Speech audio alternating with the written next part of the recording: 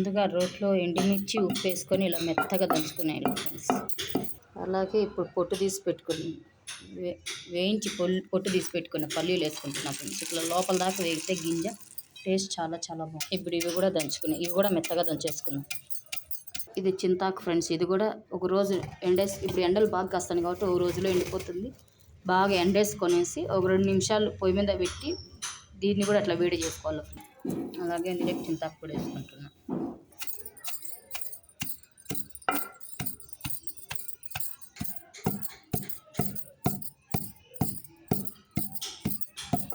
ఇన్ని వేసుకోకుండా కొన్ని తగ్గించి చేసుకోండి ఫ్రెండ్స్. శనగగింజలు టేస్ట్ చాలా చాలా బాగుంటుంది.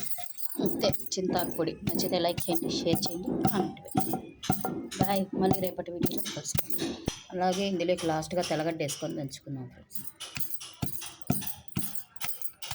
తెల్లగడ్డ వేయడం వల్ల టేస్ట్ ఫ్లేవర్ చాలా బాగుంటుంది. నచ్చకపోతే స్కిప్ చేసేయచ్చు. పల్లీలు కూడా కొంచెం తగ్గించేసుకుంటే చింతాకు ఫ్లేవర్తో టేస్ట్ చాలా బాగుంటుంది ఫ్రెండ్స్. పల్లీలు ఎక్కువ వేసుకోకుండా లైట్గా వేసుకోవాలి.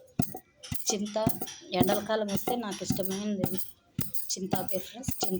చింతాకు రోటి పచ్చడి ఈ రెండు అంటే చాలా చాలా ఇష్టం. చిన్నప్పుడు మా నాన్నమ్మ మాకు ఇలాగే చేసి పెట్టితే మీకు అలాగే చేసి చూపిస్తున్నాను.